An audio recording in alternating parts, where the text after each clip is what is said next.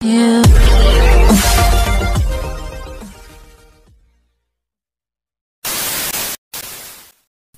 Wala ng boto para kay Erwin Tulfo sa 2028 senatorial bid.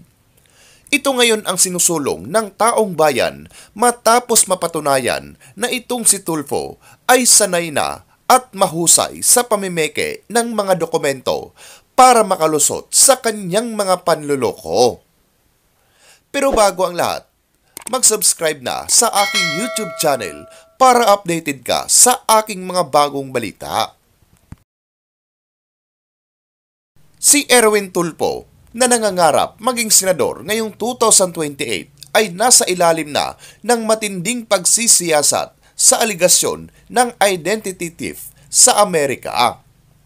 Isang dokumento mula sa US Embassy na may petsang October 11, 2022 ay nagsasaad na si Erwin Tulfo ay nameke ng kanyang pagkakakilanlan gamit ang pangalang Eric Sylvester Tulfo, na di umano'y ipinanganak sa Hawaii noong December 30, 1965 upang makakuha ng American passport. Ngunit katwiran ni Tulfo mga idol ay nagawa lang daw niya iyon dala ng kahirapan at upang mapakain ang kanyang pamilya. Saad pa niya mga idol, kailangan po, kapit sa patalim. I have to survive. I have to take care of my 2 kids. That's why, pumunta ako. Kung may pera ako, I wouldn't have gone. Yun ang masama. Sasabihin, panluloko. Anong panluloko? Yung pinakain ko sa mga anak ko, pinag-aral ko galing sa pawis ko. I work hard. I had to work 12 hours. 16 hours a day, 14 years. And now, you tell me na manluloko ako? Na niloko ko ang taong bayan? Why? Wala akong niloko. Dagdag pa niya, wala akong nilabag na batas. Wala akong nilokong tao. Wala akong inistafa. Wala akong iniskam. Kung ayaw ninyo ng 2 Tulfo, 3 Tulfo sa Senado, we leave that to you. The voting public, kayo po yun. But we will never ever leave it to the decision of the few bloggers and paid bashers at mga troll dahil hindi sila ang mga tunay na botante. Buwelta naman ni Cathy Binag. Mahal ang pamasahe papuntang Amerika at mahal ang pamumuhay sa Amerika. Mahal bumili ng identity, US dollar ang pera doon. Mahal lalo magpaayos ng papeles, lalo na bumili ng identity. So, di ka mahirap. Ang mahirap, walang ganyang kakayahan, gawin ang lahat yan. Ito rin ang masasabi ng mga netizens. Proud pa siya na undocumented siya. Di rin niya sinagot ang pamimeke niya ng birth certificate. Unfair yan, Eric, sa mga tao na pumasok ng legal dito sa Amerika. The fact na sinubukan mo pang i-renew ang passport kahit mayaman ka na ay nangangahulugan na balak mo lang talaga ipatuloy na mamuhay sa kasinungalingan. Yun nga lang kung di ka nabisto ng Amerika. Kalokohan, nag-TNT para mapakain ng pamilya?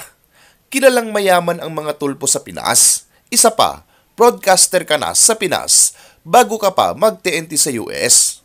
Sapat na kita sa trabaho mo na yan para mapakain ang pamilya. O baka naman, may iba kang intensyon sa pag-TNT mo. Tigil-tigilan nyo na ang pambibilog sa ulo ng mga mamamayang Pilipino.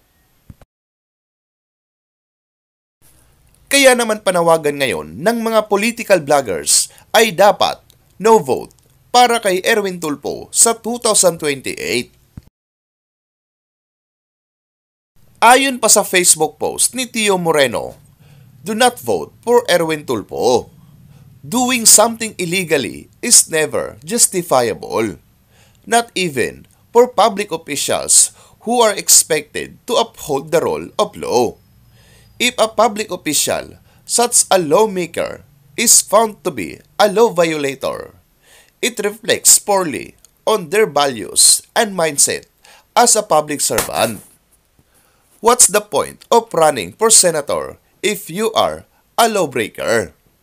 What's the point of holding public office when you are expected to be transparent, honest, and dedicated to your constituents? This individual is a mockery of public service. He can't be trusted. He's already been caught. So, why should we believe him now? He's like his brother, Raffy Tulfo. Imagine, ang tapang niya kapag ordinaryong Pilipino ang kalaban, pero he is so silent about the corruption in the government now. Duwag din pala. Tapos, iboboto nyo pa? Basahin natin mga lords. Representative Erwin Tulfo, aka Erich, admits being a TNT in the US. Asas! Sinasabi mo na lang yan ngayon kasi nabisto ka eh. Bakit? Aaminin mo ba kung hindi ka nabisto? Diyos ko, Erwin Tulfo, diba? Yan kasi ang problema eh, no? Kung sip-sip tayo at wala tayong paninindigan. Diyos ko, US citizen ka naman daw kuno, tapos tatakbo ka as senador ng Pilipinas. Ano kaya yun? Para ka ng dayuhan. Diyos ko, di ba? Comelec left the earth. Comelec! Galaw-galaw, Comelec! Diyos ko, alam niya itong mga ganito mga los, di dapat ito na din binuboto. Wala na si Tulfo, si Erwin Tulfo, hindi na niya alam ano ang gagawin. Basahin natin yung kanyang sinabi. Wala akong nilabag na batas, wala akong nilokong tao, wala akong inistafa, wala akong iniskam. Kung ayaw ninyo ng 2 Tulfo, 3 Tulfo sa Senado, we will leave that to you. The voting public, kayo po yun. But we will never ever leave it to the decision of the few vloggers and paid bashers, paid bashers, at mga troll dahil hindi sila ang mga tunay na botante. Talaga ba? Wala kang nilabag na batas? Wag mo kaming pinaglululoko, Erwin Tulfo, aka Erich. Ano pala yung TNT? Ha? Ano pala ibig sabihin mo doon sa TNT na ikaw mismo ang umamin na wala kang mga dokumento nung pumunta ka ng US? Ano yon? Hindi yon illegal? Hindi yon labag? Sus! Kasi nahuli ka eh, no? Kasi nabisto ka, so ngayon, babalikuin mo.